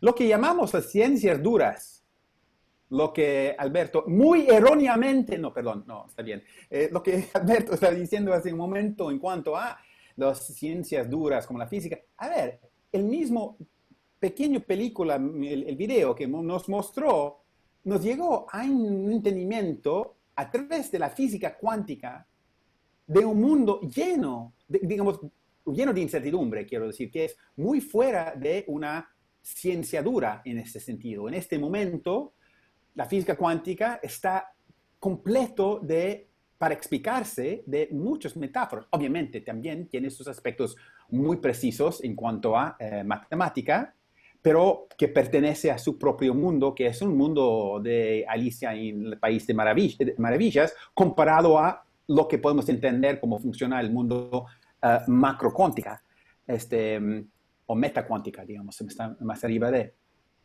Pero en ese sentido, como Max Planck, Nikola Tesla, David Bohm, varios están diciendo que la materia no es la cosa al centro. Lo que no es que la conciencia es un epifenómeno, justamente como mencionaste en tu presentación, Alberto, que el espíritu en un cierto paradigma, el espíritu es un epifenómeno de la materia. Hay otros que dicen que la conciencia es un epifenómeno de la materia. Pero hay otros que están ahora explorando otro paradigma de la ciencia que es menos positivista y que incluye dimensiones que no son medibles por las tradicionales empíricas, pero en el cual tenemos evidencia, y aquí acuerdo completamente con Alberto, no difiero, del método de un proceso riguroso de someter la evidencia a una experimentación, análisis y corroboración, replicación, es muy importante, ¿sí? Para salir de solo una opinión o una hipótesis no fundamentado.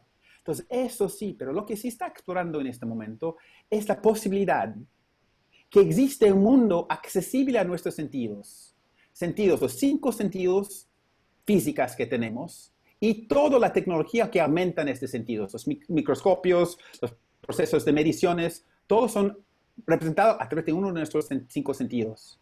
La idea es que puede ser que existe otras dimensiones que no son accesibles a nuestro sentido. De hecho, los matemáticas han podido modelar 11 dimensiones de la realidad con figuras que se pueden rotar a través de los diferentes dimensiones.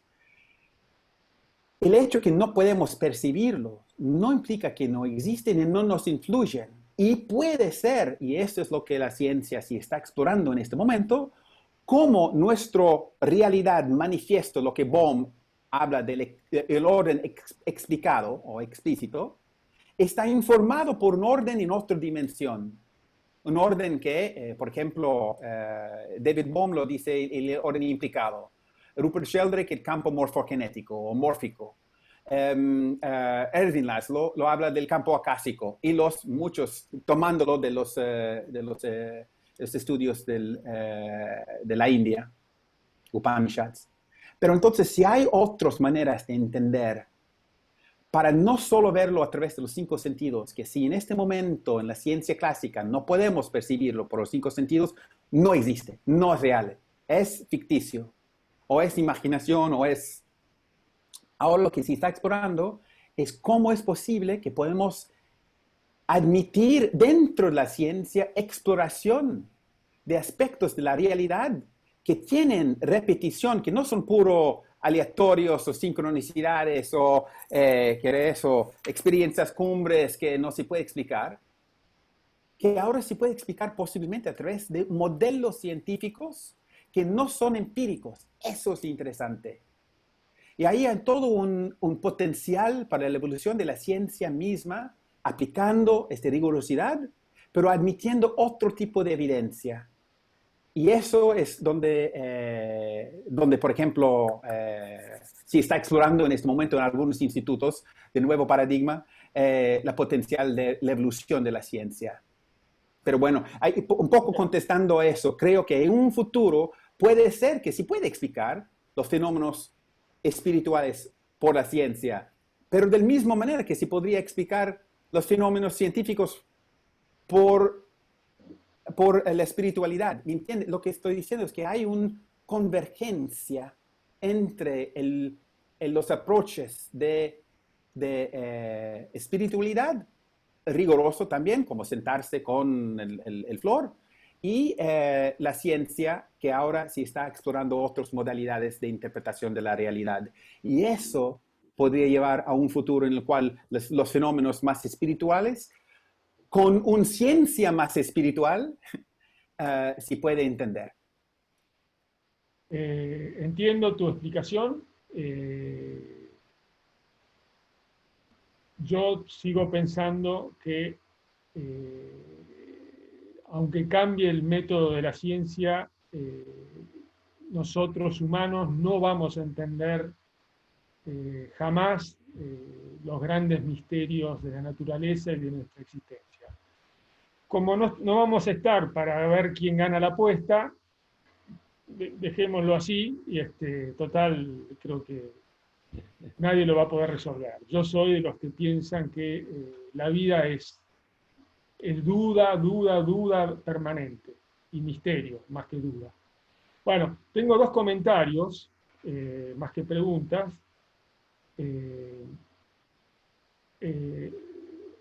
A ver,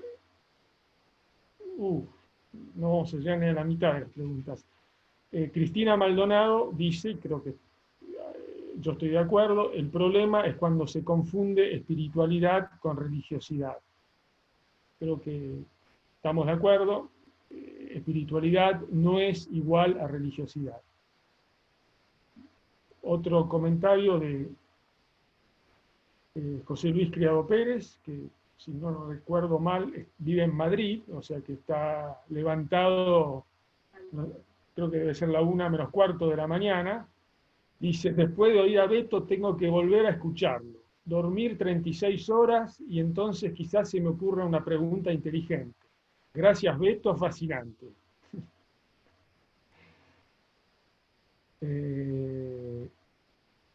A ver,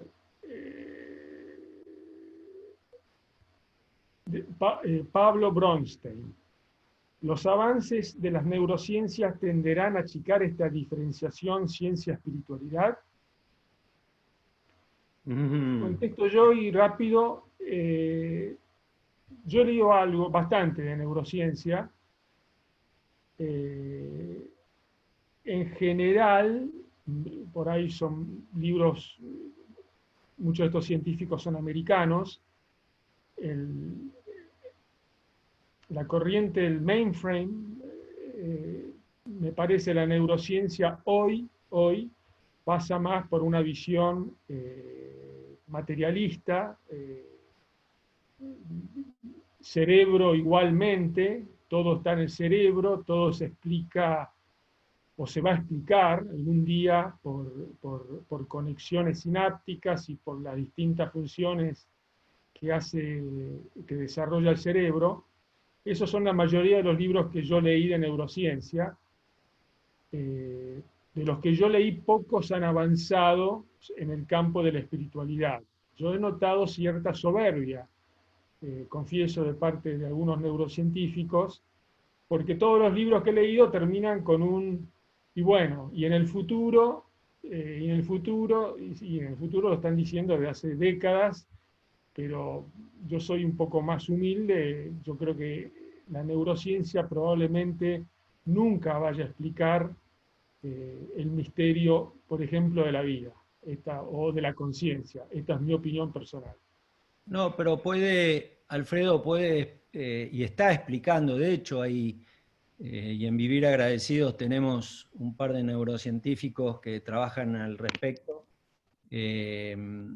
Tania Singer, directora del Max Planck Institute del Departamento de Neurociencias Sociales, tiene un estudio donde muestra con resonancias magnéticas, potenciales evocados, medición de cortisol, muestra que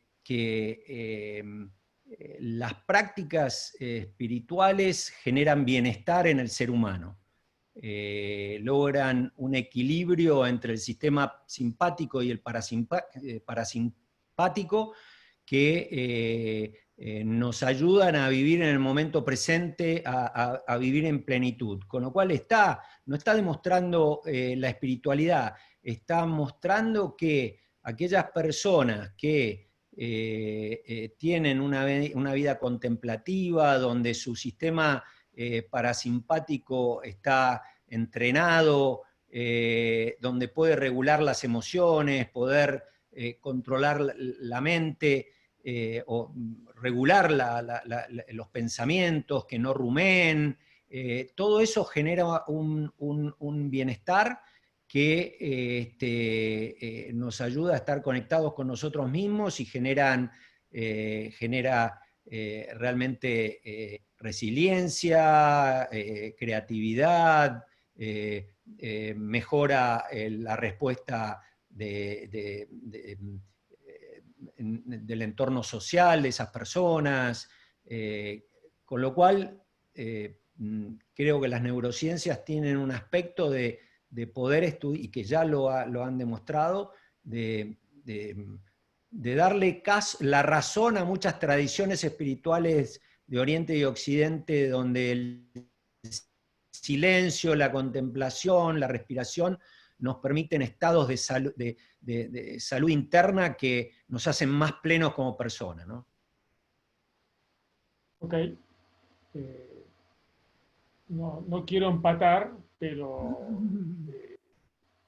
digamos, está explicando el cómo. Yo te coincido, seguramente todos coincidimos con eso. Es una neurocientífica no escéptica. Bueno, esto es bueno. Yo he escuchado mucho de la neurociencia para explicar por qué todo se resuelve en el cerebro y no hay nada más que el cerebro. Pero, digamos, creo que estamos diciendo las dos cosas parecidas, no nos estamos contradiciendo. Emiliano Sansi, ¿es acaso la meditación una de las formas, si no la mejor, de buscar respuestas a aquellas cuestiones que no se pueden explicar desde un plano terrenal en vías de conectar con un estado de conciencia más elevado?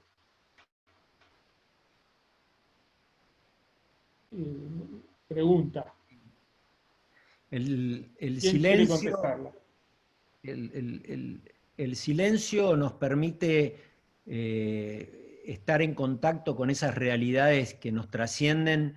Estar en silencio no significa tener la radio apagada, ¿sí? Significa tener un estado interno de equilibrio que nos permita disfrutar del momento presente y estar conectado con lo que emerja de la vida, no con las preocupaciones de que tengo que pagar el impuesto, que mañana tengo que levantarme a tal hora. Perdón, Te lo hoy hice vence. recordar, perdón, Hoy Freddy, vence. te lo hice recordar. Hoy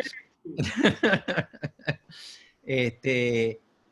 Con lo cual, realmente la meditación, y hay muchos, incluso agnósticos, que están practicando la meditación porque sienten que les hace bien, ¿no? Bueno, Mariano Passerier, si el espíritu lo sitúo en el corazón, el camino más largo de mi vida es el recorrido de la cabeza al corazón. Estamos de acuerdo.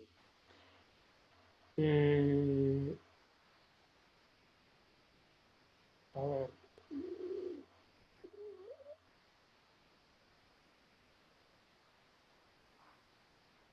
Alfredo, Julio, perdón, ¿sí? sí, no, te diría que tratemos de tener una o dos preguntas más para no demorar tanto. Está muy interesante, está para 3 horas más con todas las preguntas del público, pero bueno, siempre tratamos de tener una puntualidad en el comienzo y una relativa puntualidad en la Bueno, finalización. no vamos a poder cubrirlas todas porque me llenaste el WhatsApp, ahora tengo Es mi que comprar un culpa. teléfono nuevo. Bueno, un comentario de Julio Bragulat, lo leo. Todas las cosas por un inmortal poder cercanas o lejanas ocultamente están unidas entre sí, de tal modo que no puedes agitar una flor sin perturbar las estrellas. Francis Thompson, EPR. De Gustavo para todos. Las neurociencias están siendo superadas por la PINE, psico-inmuno-neuroendocrinología. No lo sé, yo no lo sé. Sí, No la medicina tengo... más integrativa. Sí. Bueno. Gracias, gracias mucho. Bueno. Bueno. Hay un montón de agradecimientos, de comentarios. Por lo que veo, nadie nos está matando en el Centro Argentino de Ingenieros. Yo pensé que me iban a echar. Organizar una charla así en el Centro Argentino de Ingenieros me van a echar. Alfredo, tengo un comentario, no, si me permite. por ahora no me llegó el hasta el mensaje. momento. Pero yo vengo, si quieres, acuérdate que hago artes marciales, si quiero, vengo. Dale. No, puedes hacer un comentario ahí, mi último comentario aquí es sobre la necesidad de tener respuestas contundentes. Para mí es un poco una obsesión que tenemos con el mente occidental más que otro, no todos humanos, pero aquí necesitamos tener certeza y control. Y esto sí es... De hecho, cuando estamos construyendo cosas de ingeniería, es importantísimo que tener eso, obviamente. Si estás construyendo un avión, digamos, más vale que tienes bien controlados los parámetros dentro del cual se va a operar. Pero un nivel de hubris, un nivel de pensar que vamos a poder saber todo un día, eso es donde creo que matamos nuestra relación con el mágico místico, que es algo que es un componente del ser humano. Para vivir en un mundo mágico místico, para no perder esta inocencia de los niños, de poder asombrarnos de un amanecer, de una sonrisa de alguien, de cosas eso, sin necesitar medirlos, cuantificarlos. o sujetarlos a una explicación neuropsicoinmunoendocrino. La idea es, un ejemplo, Antoine de Lavoisier, que es considerado el padre de la química, en el siglo XVIII y al final del siglo XVIII, en conferencia de científicos, predecía que en menos de 50 años se va a poder calcular todos los estados futuros del universo. Con el paso del avance de la ciencia, solo era cuestión de poder tener todos los variables y poder calcularlos, y así se puede predecir todos los estados futuros del universo. Cuando eso era el momento en el cual el modelo, el cosmovisión, era de que la realidad era algo creado por un Dios como un reloj mecánico, todos los diferentes turbinas y cosas. Ahora, a través de Linus Pauling, a través de Werner Heisenberg, a través de todo lo que estamos viendo en este momento, la física cuántica, vemos que esta ilusión de control y de certeza es algo que, si seguimos buscándolo, nos lleva a la no sustentabilidad en cuanto a relaciones.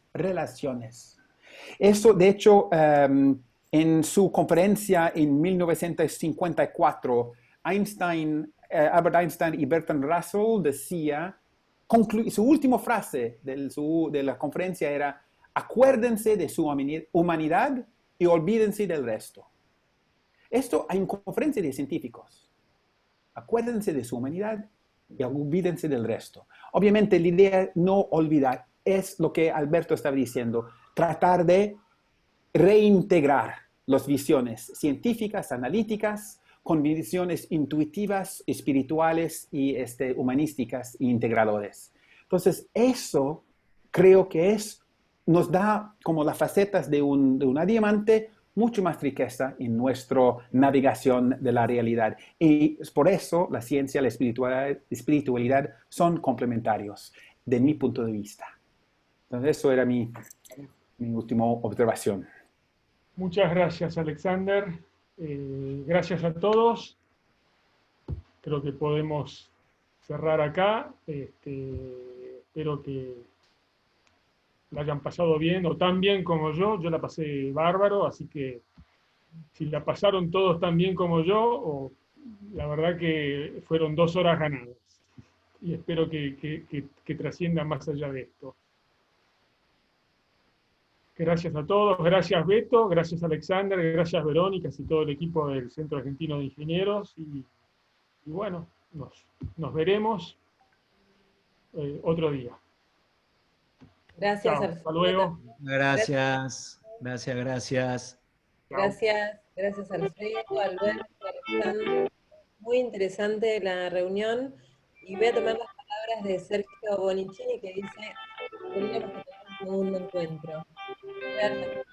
Muchas preguntas del público que estuvo quedándose hasta esta hora acompañándonos. Así que bueno, muchísimas gracias, porque no solo es, como digo siempre, la charla de este momento, sino preparar la presentación, reunirnos en una prueba. Realmente es el tiempo ofrecido al Centro Argentino de Ingenieros y a todos nosotros para compartir este tiempo, esta experiencia, esta sabiduría. Gracias a todos por las preguntas, y nuevamente gracias Alfredo, Alexander y Alberto. Muchas gracias a todos y nos vemos en las próximas. Gracias, hasta luego. Cuídense. Gracias. Gracias. Chao.